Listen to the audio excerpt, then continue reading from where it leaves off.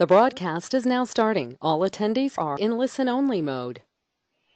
Hello and welcome to the Standardisation webinar for Theatrical and Media Makeup. My name is Alison Atkinson and with me today is Sian Hansen, who is the Principal Moderator for this qualification. I will point you towards the support available to you later in this presentation, but if you have any questions you'd like answering immediately, the Technicals Moderation Support Team will be happy to help you. Their number is 01924 206 719. So, as an extension of the Generic Centre Standardisation webinar, City and Guilds have produced subject-specific ones where we carry out standardisation on some learner work from last year's synoptic assignment. You were sent this work along with the associated paperwork and asked to carry out a marking activity. Hopefully you've done this so that we can start to go through the thoughts and justifications of the marking by the Principal Moderator. Just to clarify, all participants are currently in listen-only mode whilst we take you through a series of slides. There will be an opportunity to have your questions answered at the end of the presentation, so please take a note of these as we go through. At any time you can type your questions into the questions box on the control panel on the right-hand side of your screen, but if you want to concentrate on the slides, you'll be given some time at the end to type in those questions. Okay, so I'm going to hand over to Sian, who's going to take you through the objectives of the session today. Okay, Sian? Hello everybody. So the objectives of this session are to explain the justifications of the marks by the Principal Moderator for last year's synoptic assignment, to highlight good practice in the use of City and Guilds documents, to facilitate a standardisation activity, and a reminder of typical activities for internal standardisation. And lastly, as Alison mentioned earlier, there will be an opportunity to have questions answered at the end. I'd like to confirm that we are looking at last year's synoptic assignment and this year's paperwork, so you don't get confused. It's this year's paperwork with the new updated documents that can be found in the assessment pack. First off, we will remind ourselves of what the candidate was asked to do. The assignment brief. The creative director of a fashion brand called Culture has asked you to submit a lookbook of hair and makeup designs, ideas for a catwalk show. Their clothing collection includes both modern as well as historical pieces from the 1920s. The creative director has noted that camouflage makeup will be required. The opening ceremony will also feature body-painted models based on the theme of music. You may carry out research and collect any information for your lookbook designs ahead of the scheduled assessment. So the assessment was made up of tasks, task 1, 2 and 3. Task 1 was planning the looks, a magazine article for the 1920s look, which included a modern 1920s inspired fashion makeup and creative hair, and a historical makeup and hair replicating the original 1920s look. The candidates were asked to plan the tools and equipment they will use and how they will create the look, as well as their research. They were asked to consider props and clothing as part of the look. The second part of task 1 was the fashion editorial, which was the full body art look based on music. The candidates were required to apply full body art and to cover no more than 25% of the body in costume. And the body art must contain a minimum of 2 techniques and 2 airbrush techniques.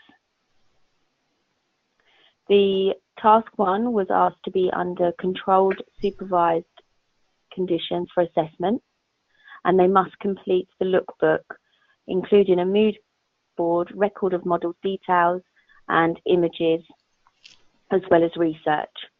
Task 2 was all about the actual practical side, so creating these looks. So they were asked to select one look from their range of plans for the historical, and one look for their modern, and one look for their body art.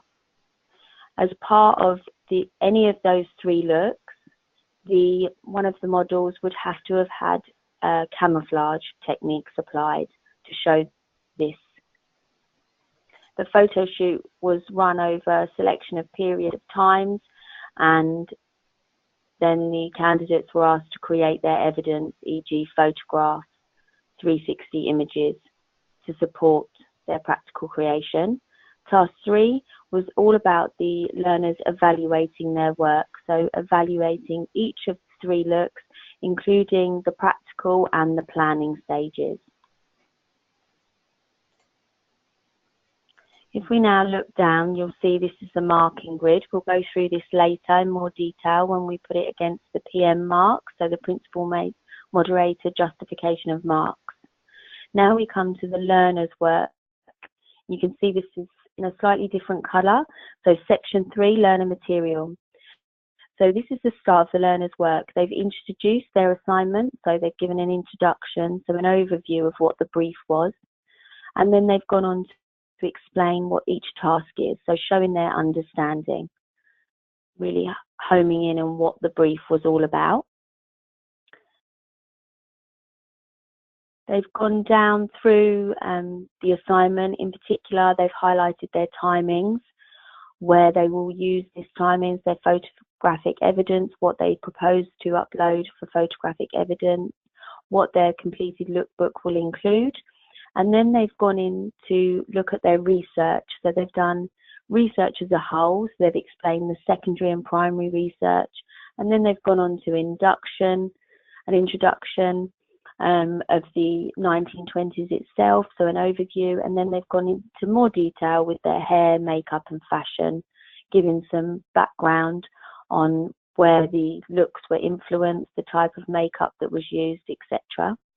If we scroll down a little bit, Alison, you can see that this particular candidate has gone into the makeup in quite some detail. They've even gone to the extent of highlighting influencing factors, so famous designers, models, actresses that would influence these different types of looks for the 1920s that are iconic of the 1920s. For instance, the flapper look or the bobbed hair. So if we scroll down a little bit more, the candidate has detailed their research. They've actually separated dates, times to collect research, build visuals. They've given a lot of information of how they propose to collate their research, even down to an interview, etc., and then on to their practical side. So they've explained the purpose of their lookbook, so what they've created it for, why it's important. They've gone on to say about their health and safety and how this will actually relate, particularly within the practical side. So the health and safety to what they're actually doing as part of their practical, as opposed to just an overview of health and safety in general. They've picked out particular acts or provisions, regulations. Going down, we can see that the candidate has then produced their lookbook. So what we saw written, we can see has also been printed and put into the lookbook, along with extensive pictures of them either practicing the look, not in total, but as part of their course, or elements of it. It is strictly prohibited to practice the synoptic look as a whole. However, candidates should have practiced some elements of this when the delivery was taking place. So as you can see, there's quite an extensive amount of lookbook content here. The candidate's gone into the costing and tools, so they've given an overview of their costing and tools, and then on the next page you can actually see that they've put it into a grid format where they've listed everything and they've taken into account a budget factor. So this candidate shows very good, strong skills of how to cope in the real world, in industry, with planning exactly how much a job would cost to create overall. They've also gone on to record their evidence of their camouflage in stages, so showing good skill before and after. Again, more extensive research into the body art overview. And then we go into their body art, almost like their mood board, their creation of mood board. So it's their different looks that they propose to do, and then they've picked one look going forward for the practical.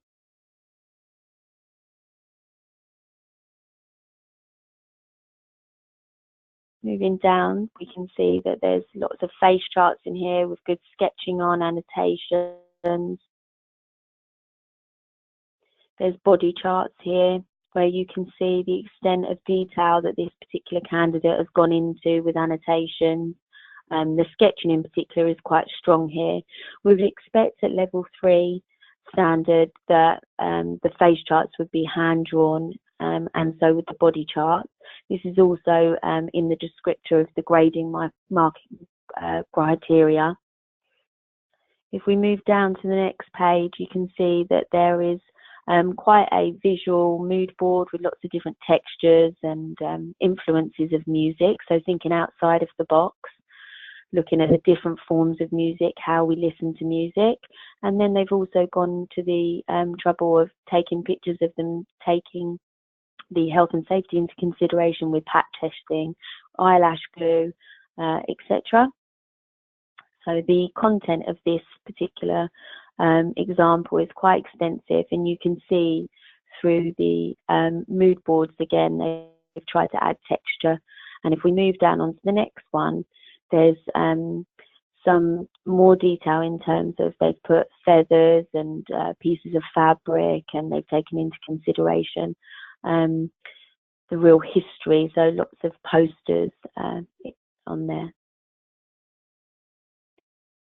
Again, we look at the face chart. There could be better elements to this face chart in terms of making it more 3D or hand-drawn, but from what we saw last year, this was a good example of face chart. So there is room to improve on this particular mark. However, this was a good example of what we saw last year. And then we've got the overall finished pictures and more face charts. So I'm just going to take this time now to explain what Alison turns around the picture so that you can see. This evidence is hand-picked by the principal moderator and put together. So the writing evidence is created by the learner, and then the lookbook was created by a different learner, and then these images are actually listed to show the type of representation, because last year we actually didn't get to the level of what we expected. I think it being the first year, it was very difficult for centres. However, we're trying to up the expectation, and by showing these visual images will confirm that. So if we move on to the next image of camouflage, this actually was something created by a learner. As you can see, they haven't considered health and safety as strongly as we'd advise, but the finished product is very good for a raised black tattoo. So this was representative of work created last year, as was the lookbook and the writing. However, the two images of the 1920s historical and modern look were listed and have been referenced correctly. However, if we now move on to body art, you'll see this is an excellent representation of body art that was created last year. The attention to detail, the symmetry, the colour washing, the airbrush technique that was used within this particular look is very good. There are points where this learner could have extended and made it better, etc. But from what we saw last year, this is an excellent representation. There is a picture on the next page of the back of the learner's work, where you can see the 3D element of the tongue and the piano keys on the underwear, etc. Perfect. Very, very good example there of the type of level and skill that we're looking for. So we've included one evaluation. This is something that's been created for standardisation purposes. So this is just of the modern. It gives you an example of the type of evaluation. Possibly more we would look for, but this does give a good evaluation of both what they intended to create, what they created, and what they've learned from it, and how they're moving on, and how this will inform their work in the future. So we now come to the first document. So we're not looking at updated documents now. So the first document we're looking at here is the practical observation form. So it's a critical piece of evidence that the centre observer produces during the practical performance. This is, if completed well, will bring the performance to life. As you know, the moderator will not be present during all of the practicals, so it is important that this document is as descriptive as possible. Observers should describe how well the candidates performed against each assessment objective, giving examples of questions asked and answered, as well as justification on practical performance and specific skill techniques seen. A thorough narrative should be recorded, so tell the moderator the story of what happened during that practical. The band descriptors should be used as a guide when making comments, but should not be copied word for word. This helps the marker and moderator to allocate suitable marks. As you can see at the top, it's detailed and accurate and differentiating notes to identify areas of strength, weakness, and necessary to distinguish between the different qualities of performance and to facilitate accurate allocations of marks once all evidence has been submitted. So this is the practical observation form. So you should be creating this as part of each practical. And later on in the webinar, I will talk you through good practice that was seen. So actually, I'll do that now. So these forms can be handwritten or created electronically. So just to ensure, when handwriting, please make sure they're legible, particularly when the document is being scanned. Best practice was seen last year when the practical observation was a live document, meaning that they were typed during the session or soon after, so you can write your notes and then type them, but kept on a shared network so that each marker or observer could access one candidate's practical observation form. For example, you have one practical observation form titled the name of that candidate, and then each observation is recorded on that one Word document. It's very important to make note of the fact that the practical observation form in your assessment pack is not a mandatory form that you have to use. For our qualification, it's actually better to take out the boxes or to open up a Word document and use the AOs as a guide, but actually write a story, create the narrative of exactly what happened during that practical observation form. So, for example, on that form, you will have the candidate's date of observation, body art, and then the marker that writes the narrative, and then you will write the narrative, and then the next part of the page will be historical, the date, and the marker or observer that's writing that narrative. So you end up with one document, but 3 practicals, or 4, including the camouflage, on one document, and then you save it as part of that learner's evidence, so that when it comes to uploading, you don't have to scan lots of pieces of paper, or there is no issue with finding the practical observation forms, etc. It's all in one central place. And then markers or observer can access them at home if you have intranet that you can access at home, or multiple markers or observers can have access. And when the first one is done very, very well, then all of the others follow in suit. So you end up with a very, very good practical observation. So moving on now to the page 39 on the CRF now. We're looking at this is the CRF. So this is a key piece of evidence and has also been updated for this year. The new forms are supplied as part of the assessment pack for each qualification. Care should be taken to ensure that the marks along the top of each O relate specifically to your qualification, as each one is different. So you need to make sure that you're using the correct CRF for your qualification. Otherwise, you'll add up the marks wrong and it won't collate. So as you'll see, there is a weighting to each AO. So for instance, AO1 for our qualification for 61030, which is the media qualification, AO1 has a 10% weighting to it, whereas in 31 it might be slightly different. So you need to make sure you're using the correct CRF. So your CRF is one form per candidate. One form per candidate that looks at an overview, so a holistic approach to awarding marks to all of the evidence that has been created. So you're looking at task 1, which is the planning, task 2, which is the creation, and task 3, which is the evaluation. You're looking at that for each of the practical tasks, so for both your historical, your modern, your body art, and your camouflage, all of the planning for those, all of the creations, and all of the evaluations will inform your justifications on this CRF and then the marks that you award to it. So you will use your marking grid to create this CRF as well as all of the evidence that you're looking at. If we go on to page 40, I just want to point out the Declaration of Authenticity.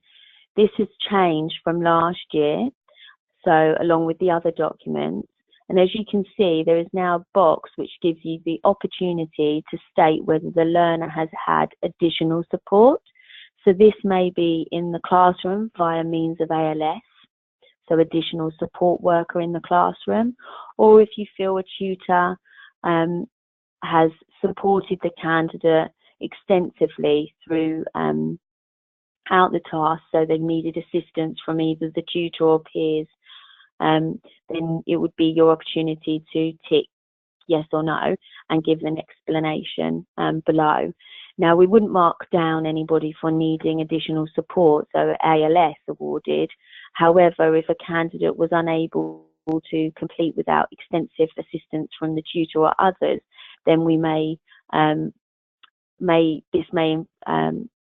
adjust the marks, and this is clearly written in the guidance for the marking grid.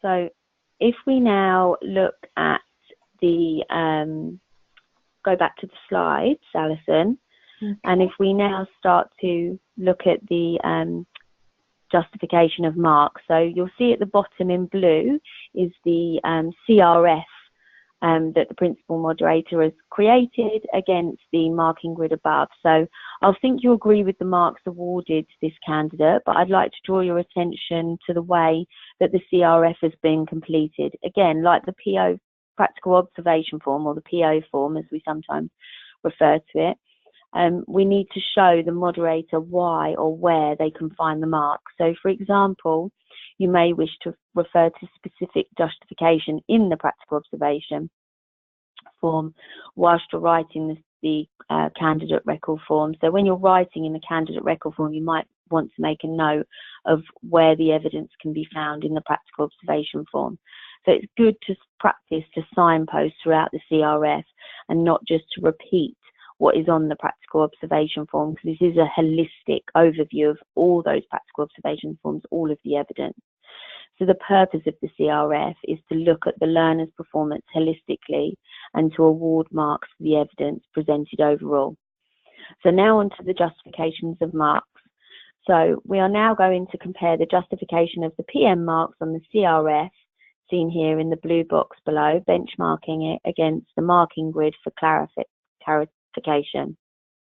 So AO1. AO1 has been awarded 5 out of 6 marks, as the recall is strong throughout the evidence, each of the tasks. So the recall was seen as quite strong throughout, and it is also seen within the tasks. The markers made reference to where the evidence can be found to support the decision.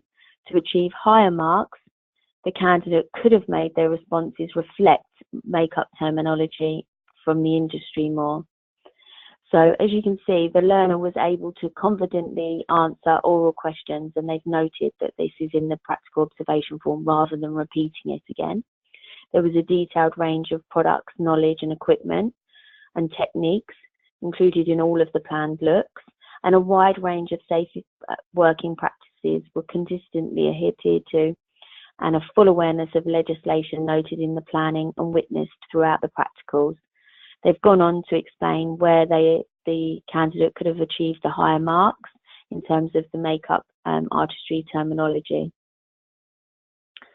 So when we're looking at the marking grid above, you can see that they haven't repeated what was there, they've actually justified what was there.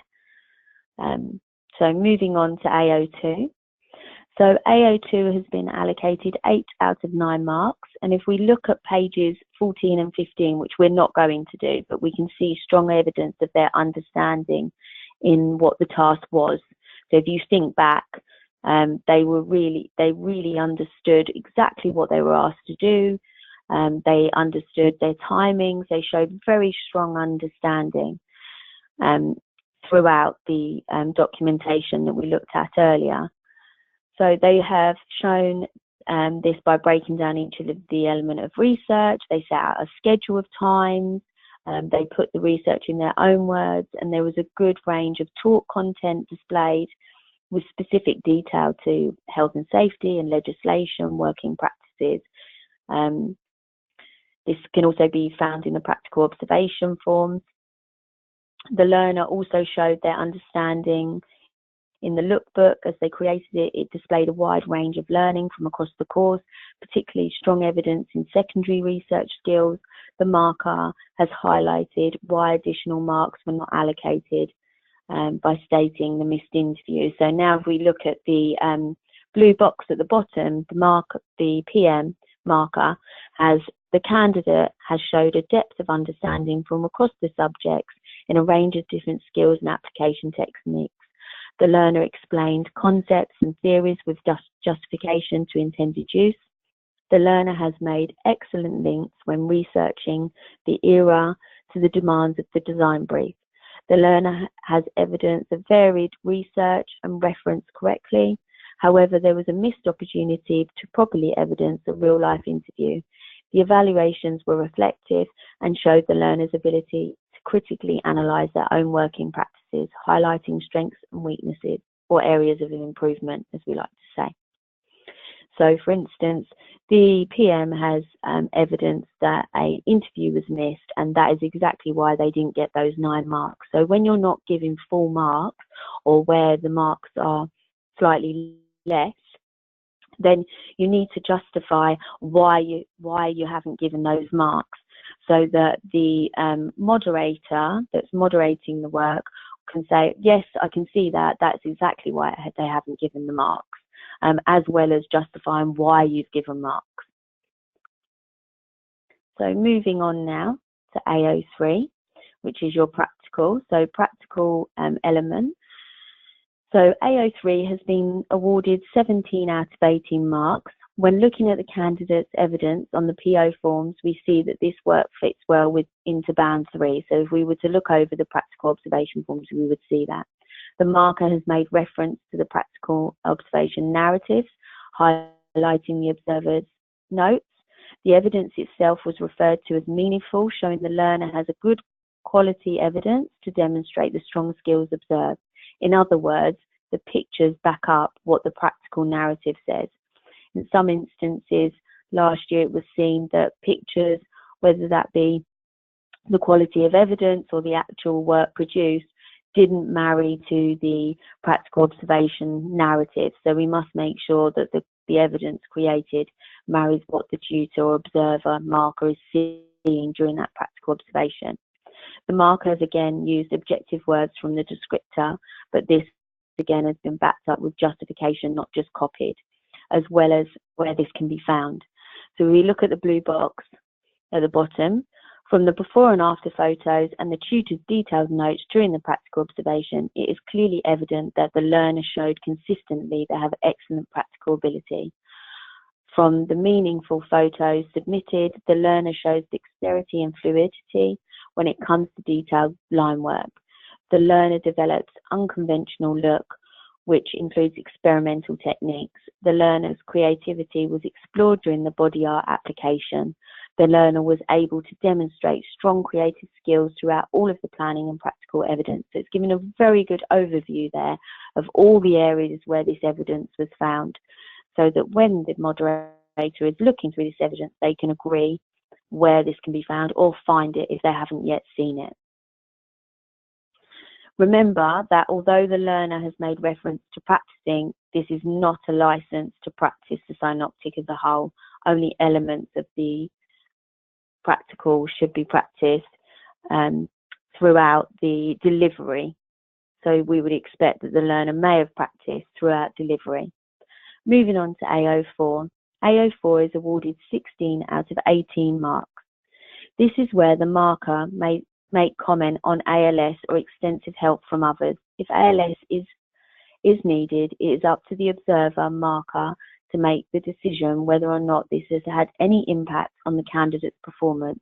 We would not mark down a candidate for in-class support. However, if a tutor or peer had assisted the learner, this would impact on the marks given as seen in bands, e.g. prompting needed.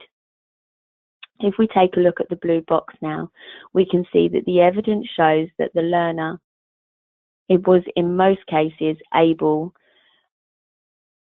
to support themselves during the process and problem solving to bring the look together. The report was detailed and followed a logical sequence. Designs are representative of the design brief, and the intended looks, the modern look, is original and demonstrates flair and invitation. The learner shows they are able to experiment with new techniques and resources throughout, but it is evident in the hairstyle of the modern look most. So you can see here that the marker has highlighted where this can be seen or what looks it was most seen in. Again, with the logical sequence. Logical sequence is something that is very important in industry. So when a learner does demonstrate this during practical or bringing everything together, planning, etc., it's very good practice to pull this out as long as it can be seen throughout the evidence. So moving on to AO5. AO5 is awarded 7 out of 9 marks. Overall, very good attention to detail was shown. Top marks would have been awarded if the model's feedback had been included and if the model's hair for the body art wasn't overlooked. So, looking at the blue box, the markers put attention to detail was excellent. This was evident in both the written task and practical. The tutor's notes evidence precision during application and checking throughout. Designs are clearly achieved with minimal error, showing strong industry awareness and practical skill. So in this instance, the marker hasn't put why the additional 2 marks haven't been put in. So this is very important that you do this. So as I read earlier, the model's feedback could have been included and the hair for the body art was overlooked. So this would have been good practice to put this in. So as you would have seen, there's only 5 objectives this year, so assessment objectives, whereas last year there was 8. Those 8 are still represented in the 5 new assessment objectives. They are just consolidated down to 5 boxes effectively. So you're still looking at all the same focuses that you were looking at last year. However, they are consolidated into 5 boxes, which obviously makes it a lot easier when you are recording on these CRFs, so these candidate record forms. But you are still looking at all of that detail, attention to detail, perfecting, creativity, understanding. It is all there. It's just embedded within 5 assessment objectives instead of 8 this year. Okay, so if we move on. So I hope that this has helped you in agreeing the marks. Now, using the control panel, please enter any comments or questions and we'll try to deal with them, or as many as we can. Some may be answered offline and some may be picked up later, which you will find in the frequently asked question document following these webinars. These slides will be sent to you for your own internal standardisation. So if we move on to the next slide, Alison. Yeah, okay. I'll just give, whilst we're waiting for the questions. Yeah, if you want to go through some of those, Sean, that would be really good. Okay, so we'll just do a little bit of standardisation activity. So some things that are good to do for standardisation purposes is definitely rank ordering your candidates. This isn't putting them into pass, merit or distinction, because we don't know what is going to be a pass, merit or distinction, and neither will your moderator when they come to visit you. This will be decided after all of the practicals have taken place. So when we ask you to rank order, we ask you to put them in top, middle or bottom in terms of their ability. So how well you feel that they perform in your cohort. So it's not a nationwide or national rank, it is just purely for your cohort. So if you sit and do this as part of an internal standardisation, so splitting your markers up and asking them to rank order and seeing if they come back with the same rank order for your candidate, that's an excellent way of standardising. Discussing and practicing holistic marking, so perhaps using this evidence created for this webinar and getting your markers, observers, tutors to almost write the CRF based upon the evidence. That would be another excellent standardisation activity. And blind marking as well, blind marking pieces of work. Excellent way of standardising within your own centres, and making sure that you read the whole synoptic assignment and discussing ways that candidates might generate evidence is something that we are strongly advising centres to do, to ensure that all tutors and candidates are on the same page when starting the synoptic process. Excellent. Okay, so I think we might have some questions. Yeah, we've got some questions now, actually, Sian. So if we can start going through those, what I'll do is I'll just put it back onto the questions slide, just to be clear. The first question that I can see is, if a client does not want to have their stomach exposed, does this count as the 25% that is allowed to be covered? Okay, no, as this would mean that the model would not have any underwear on. The 25% covering is covering the nipples using nipple covers or adornments, and briefs to ensure that the model's modesty is considered throughout the application. So no, if a model doesn't want their stomach to be exposed, then you can obviously put up a screen or maybe find a different model, I would suggest. Okay, second question then. How many words does the research task need to be? There is no minimum word count requirement for the research task. However, the candidate's allocation of marks will be on the content of the research and the detail to which they cover. This is clearly described in the marking bands for AO2, AO4 and AO5. Okay, next question. Do the students need to complete a consultation sheet for each look, or is the research task sufficient? It is advisable that centres follow their own internal procedures regarding consultation forms. This will be in line with their insurance policy. However, the consultation forms do not need to be uploaded as part of the required evidence. However, models feedback can be uploaded when the candidate feels this will add to the overall marking with regards to all of the AOs. Okay, next question. This is the first time we have delivered makeup artistry. Can you provide guidelines on personal appearance? Okay, it is advised that centres follow their own internal guidelines regarding personal appearance for candidates. However, it is encouraged that black clothing and an apron are to be worn, with hair tied back, short nails, minimal jewellery is also to be worn. Okay. Next question. Is there a moderation visit, or is it remote only?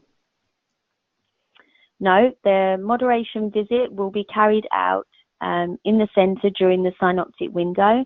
This should ideally be at the start of the synoptic assessment so that advice can be taken forward. The synoptic assessment falls between April 2018 this year, and the closing date will be the 18th of May 2018.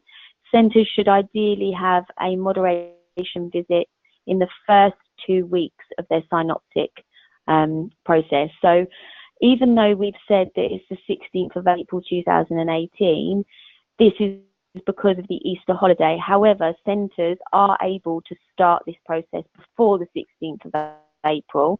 But for level 3, we suggest that the delivery is for term 1 and term 2, and then the synoptic process starts after the Easter break, so for the 3rd term. And for levels 2, we suggest that you can start it before Easter if you so wish to, and then when you return you would start to deliver some content for the next level. And that's likely in that first couple of weeks, then that's where the visits will take place. Is that right, Sian? That's exactly it. The moderation visit will take place on the first or second scheduled assessment for practical, and it will be specific each year what your moderator wants to see during that visit. So you'll have that sent out to you between January, February time, once the moderators are allocated to the centres, and it will be specific each year what they want to see. Okay, so the next question is, with the research task, they're able to have the task 3 weeks before, however Easter is in between. Can they have it earlier? Yes, the synoptic brief can be given out 3 weeks prior to the first controlled session. So this would mean that centres can release the synoptic assignment in the last session before Easter. So therefore, then the centre's first controlled would be within that 3-week period. Centres are encouraged to go through the assignment as a whole group to troubleshoot before they send them off for their holidays. The candidates are able to leave for Easter break and spend their time independently researching, gathering materials. This would mean in the first week of returning, the task 1 controlled assessment session could be undertaken. This would enable the centre to carry out all practical assessments in the following weeks. Excellent, thank you. Next question is there a deadline by which students need to present their research to us ahead of starting their task 1 of the synoptic?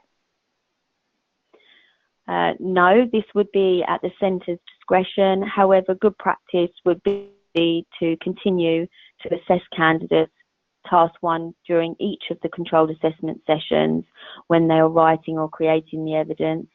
There is a minimum requirement of 6 hours to be spent on task 1. So during that 6 hour, you may want to give feedback where they could be improving without overly assisting them. Okay, so next question, does the model have to be unfamiliar to the student? No, the candidate may know the model that they are working on, but good practice would be to avoid peers being used as models. Okay, next question, can we split the days the learners do the assessment with large groups?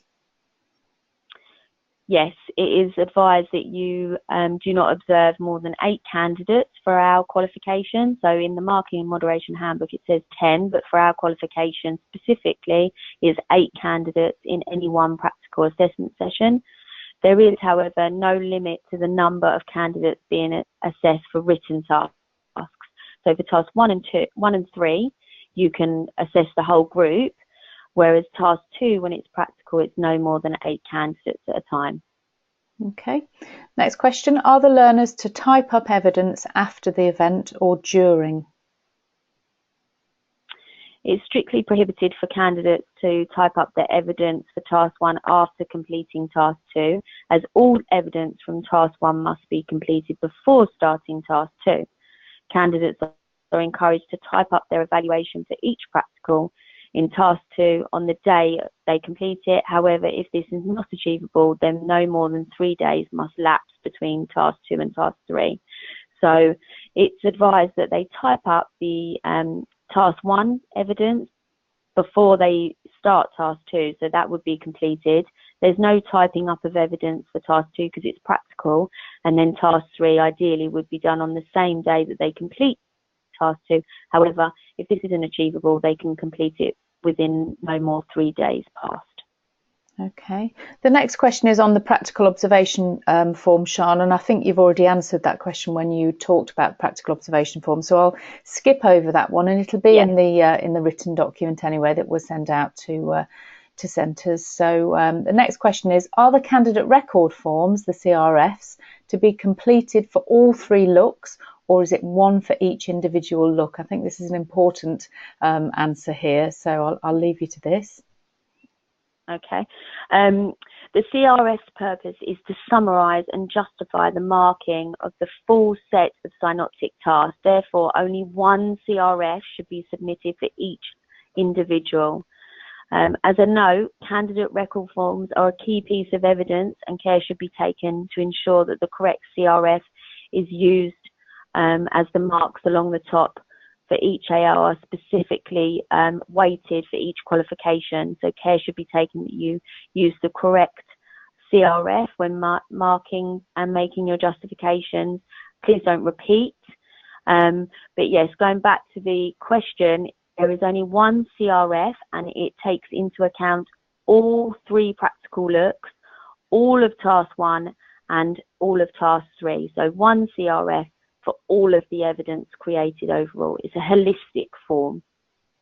Okay, next question is, on the marking grid it states about promoting products and services, including features and benefits.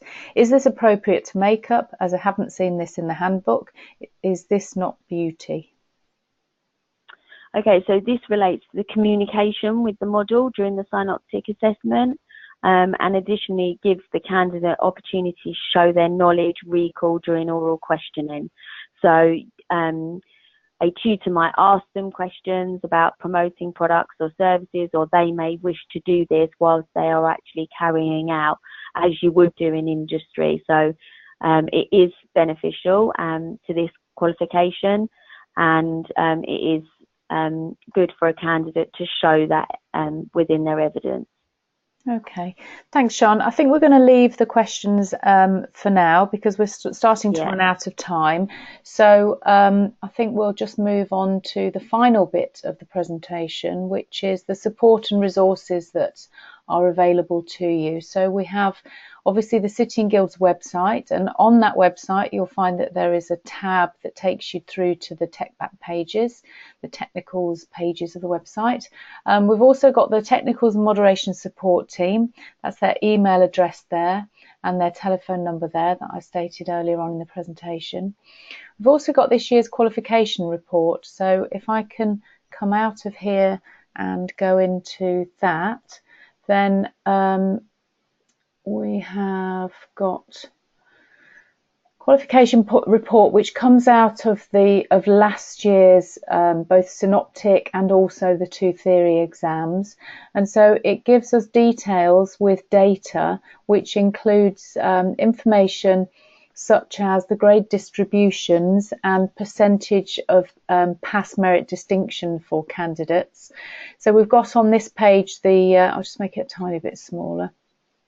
We've got on this page, this is the grade distribution for the full qualification. So as you can see here, last year 44.7% of candidates got a pass and 8.5% got a distinction.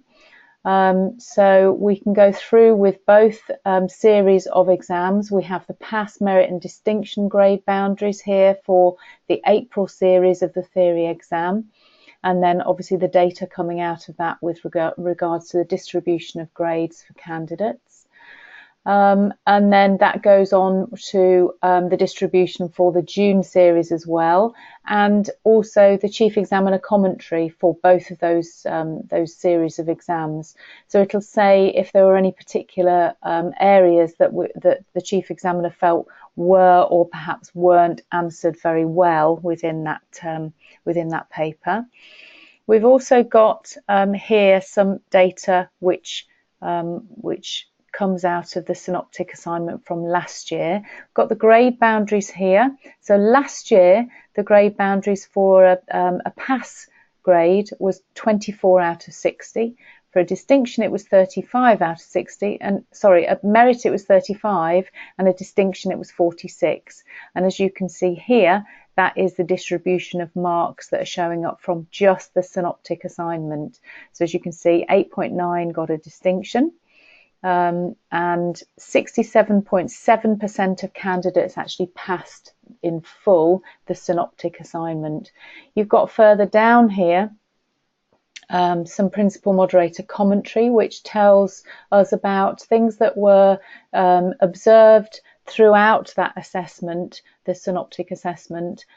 So areas on pitfalls and hints and tips that could be taken through to this coming year. So it's a good idea to read through that document. It's a good piece to look at before you start delivering.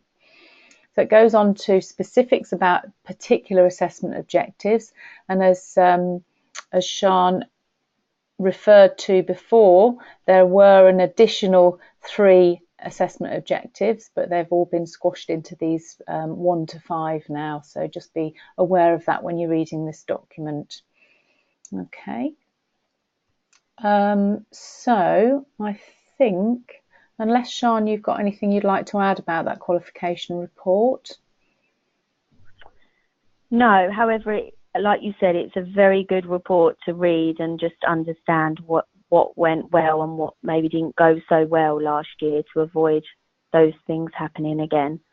I think what I'll do is I'll just very quickly take you onto the City and Guilds website. If we go to the home page, then we can see that across here, these tabs here, that Technicals and Tech Back tab is a good one to go through to straight away, because it does give centres the support and resources that they need to assist in your delivery. If we look at the resources and support here, teaching and learning resources, we've got these things down here, and I would like to signpost the marking and moderation guide, which I think everybody that is delivering and assessing this qualification should be aware of.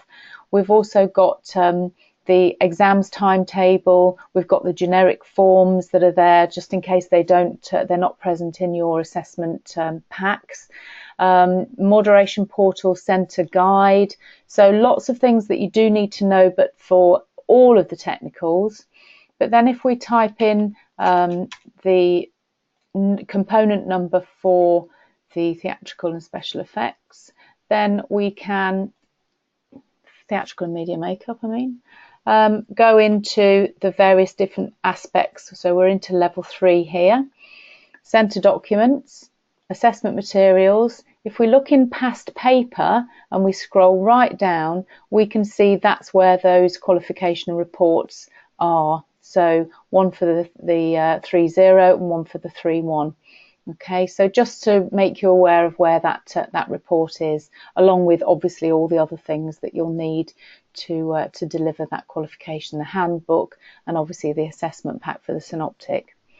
Okay, so just moving on then, I think we're about to close this webinar. I'd like to thank you for your time and your patience with us as we go into completing this webinar. I'd like to also thank Sian for her expertise, and as I say, those questions and answers will be published very soon onto the website, and quite likely be in where we've just looked, which is the resources part. So thank you very much, everybody, and I'd like to say goodbye. Thank you. Goodbye. Thanks, Sian.